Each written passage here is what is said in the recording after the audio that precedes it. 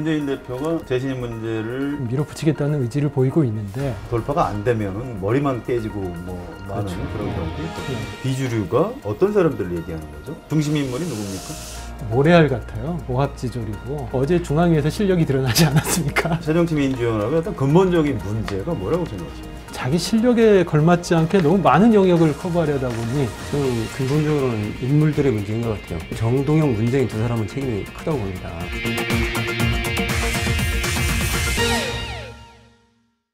뜯고 돌직구 오늘은 야당 어디로 가나를 주제로 얘기해 보겠습니다. 이세영 기자 나오셨습니다. 안녕하세요. 안녕하십니까? 야당이 지금 어디로 가는 겁니까? 잘 모르겠습니다. 예, 지금부터 한번 얘기를 해볼까요? 네.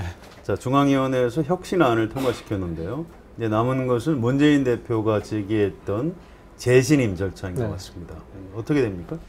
일단 문 대표는 추석 연휴 전에 실시하겠다는 입장을 아직 거두지 않고 있습니다. 네. 이제 어제 중앙위에서 이제 혁신안이 통과됐으니 촛불도 단김에 빼겠다 이런 차원에서 좀 밀어붙이겠다는 의지를 보이고 있는데 일단 당 중진 그룹과 이제 문 대표와 가까운 그룹 안에서도 좀 속도 조절이 필요하다 이런 의견이 있어서 어떻게 될지 좀 더 두고 봐야 될 것 같습니다. 문재인 대표가 재신임 문제를 추석 연휴 전에 하겠다고 하는 이유가 뭘까요? 일단은 혁신위를 통과했으니 그 네. 여세를 몰아서 뭐 조기에 메뚜기차 이런 거 아닐까요? 그런 의미일까요? 네. 네. 근데 이제 중진들이 만류하고 그러면은 또 안 할 수도 있을 것 같아요. 아, 그렇습니까? 안 그러지 할 수도 않겠어요? 있다. 지난번에도 뭐 중진들이 만류하니까 한 발짝 뒤로 물러섰잖아요. 네. 그렇군요. 문재인 대표가 재신임 카드를 꺼낸 이유가 뭐죠? 한 두 가지 같아요. 첫 번째는 이제 4.29 재보선 참패 뒤에 이제 당내에서 계속 흔들기가 이어지지 않았습니까? 네. 이참에 확실히 정리하게 가겠다 이런 게 하나가 있는 것 같고 또 하나는 지금 대선 주자 문재인의 입장에서 보면 지금 지지율이 10% 초중반에 계속 정체되어 있는데 네. 어떻게든 반등의 모멘텀을 한번 만들어 보겠다 이런 의지도 좀 있는 것 같습니다. 같은 의견 있습니까? 그러니까 보약을 한 첩 다려 먹겠다 이런 거 아닌가요? 보약을 그러니까 원래 이제 다려 먹자. 2월 전당대회 때 3.52%포인트 굉장히 이제 가까스로 됐거든요. 굉장히 허약 체질이에요. 또 재보선에서 패배해서 체력이 더욱 약해졌죠. 재신임 한번 해서 보약을 한번 먹고 체력을 회복하자 뭐 이런 거 아니겠을까요? 네, 재신임. 저는 이제 과거에 김영삼 전 대통령이 정치적인 장애가 나타날 때마다 이제 전면 돌파 뭐 이런 걸 했던 게 기억이 나고요. 또 노무현 전 대통령도 그렇죠. 대통령 재직 시에 재신임 카드를 한번 써서 측근 비리를 돌파한 적이 있습니다. 네. 그래서 문득 혹시 부산 경남 출신 정치인들의 어떤 독특한 특징이 아닌가 이런 생각도 해봤는데요. 사나이 기질 이런 건가요? 뭐 그쪽 분들은 뭐 사나이 기질이라고 하는데 저는 꼭 좋아 보이지는 않습니다. 사실은 정면 돌파가 잘 이루어지면 장애를 넘어설 수도 있지만 돌파가 안 되면은 머리만 깨지고 뭐 많은 그렇죠. 그런 경우도 있거든요. 네. 결과 재신임을 한다면 결과는 어떻게 예상할 수 있을까요? 일단 지지자와 당원들 이렇게 나눠서 하기로 하지 않았습니까? 네. 지지자들 상대로 한 조사에서는 아무래도 우세하겠죠. 재신임 여론이. 하지만 이제 문제는 당원인데 워낙 그 호남 쪽에서 이 문 대표에 대한 여론이 안 좋다 보니까 네. 호남 아무래도 또 당원들도 호남이 많고 호남 출신들이 또 수도권 당원들의 다수를 차지하고 있고 그래서 과반을 확보하기가 쉬울까? 뭐 이런 쉽지 의구심이, 않다. 네. 네, 그렇게 보십니까? 저는 좀 다릅니다. 저는 어느 경우에나 재신임을 하게 되면 통과는 되지 않을까. 좀 다릅니다. 왜냐하면 당원들 사이에서는 오히려 더 가능성이 높아 보여요. 당원들은 이게 재신임을 부결시키면, 신임을 안 하면 여러 당이 어떻게 될지 굉장히 불투명하거든요. 총선도 없는데. 그래서 당원들은 일단 해두고 보자. 이런 심리가 강할 거고요. 오히려 일반 국민들 상대로 해서는 좀 위태롭지 않을까요? 그렇게 봅니다. 알겠습니다. 자, 문재인 대표가 과연 재신임 절차를 강행할지 중진들 의견을 어떻게 받아들일지 이 부분은 좀 지켜봐야 될 것 같고요. 네. 자, 비주류 얘기를 간단히 해보겠습니다. 비주류가 어떤 사람들을 얘기하는 거죠? 뭐 한마디로 반문재인을 통칭하는 말이죠. 네. 어떤 구성이 어떻게 되어 있습니까? 일단 뭐 호남, 네. 또 이른바 또 이념적 성향으로는 뭐 중도, 정도. 네. 그리고 이제 친노와 대립해온 또 비노 그룹 네, 사람 이름을 좀 넣어서 얘기를 해보신다. 뭐 호남이라면 이제 뭐 박지원, 또 비노라면 이제 뭐 김한길, 안철수. 김한길, 안철수. 네, 거긴 뭐 또 중도 그룹하고도 좀 겹치고요. 네. 뭐 이종걸, 박영선. 네, 그렇죠. 박영선 의원도 비주류인 거예요? 그렇게 보죠. 봐야겠죠. 예, 전체적으로. 네. 자, 그 중에 중심 인물이 누굽니까? 뭐 모래알 같아요. 네. 그러니까 오합지졸이고 구심도 없고. 오합지졸은 너무 좀 비하하는 거 아닌가요? 어제 중앙위에서 실력이 드러나지 않았습니까? 아, 그렇군요. 네.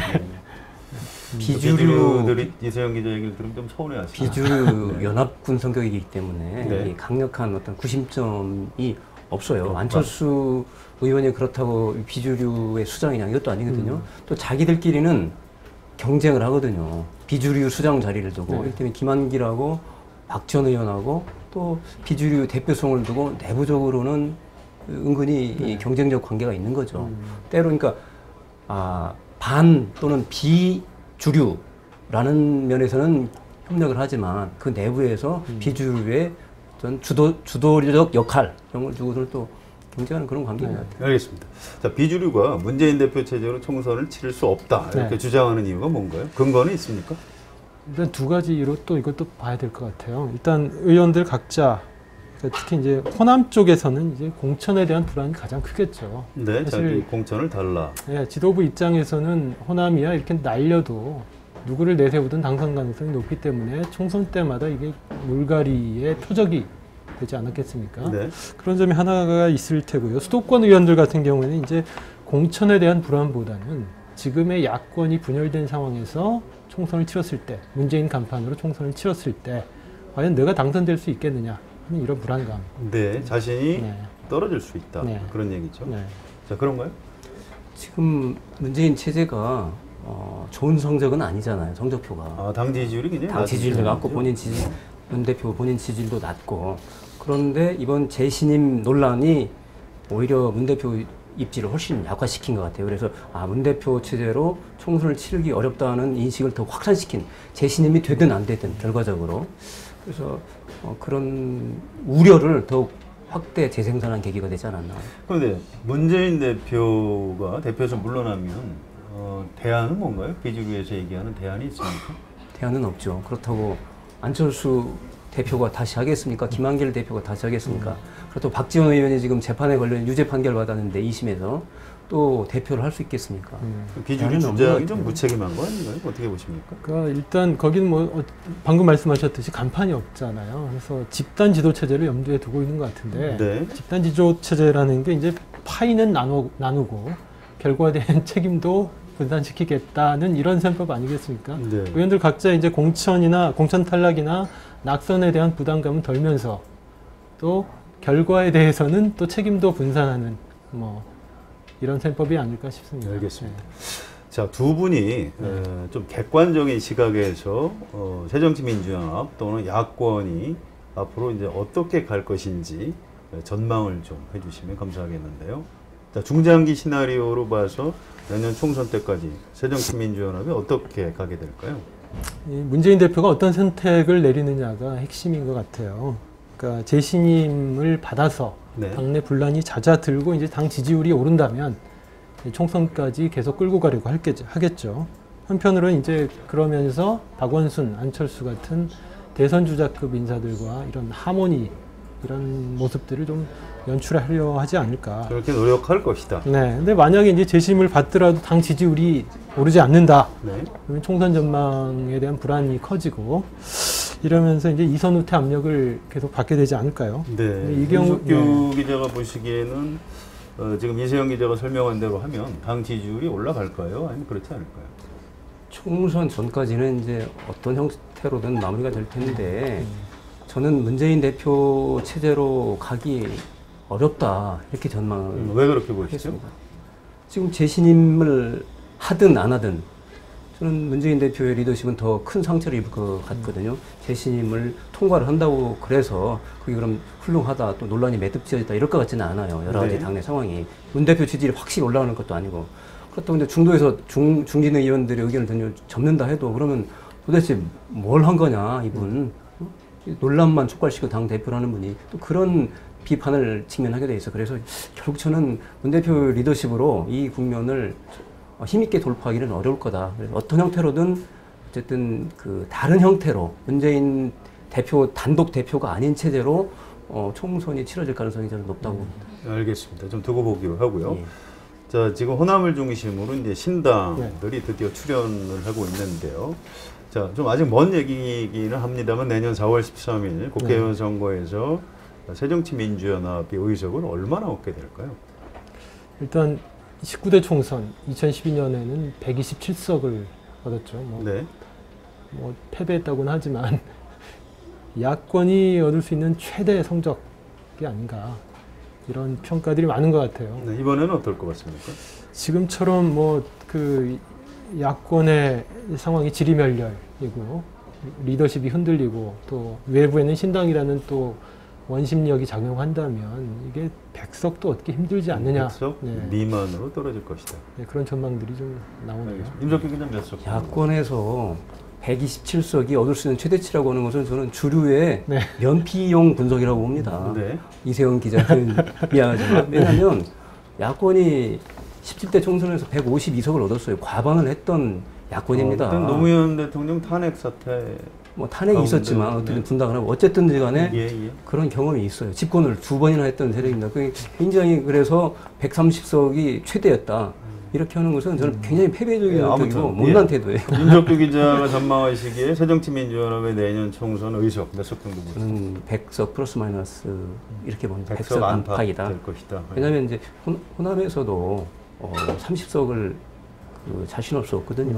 또 천정배 신당 변수도 있고 또 무소속 변수도 있고 그래서 그렇다면은 저는 30석 정도는 현재 의석보다 깎일 가능성이 크다. 지금보다는 많이 줄어들 것이다. 네. 두 분 다 그렇게 예측하시는 거네요. 네. 알겠습니다.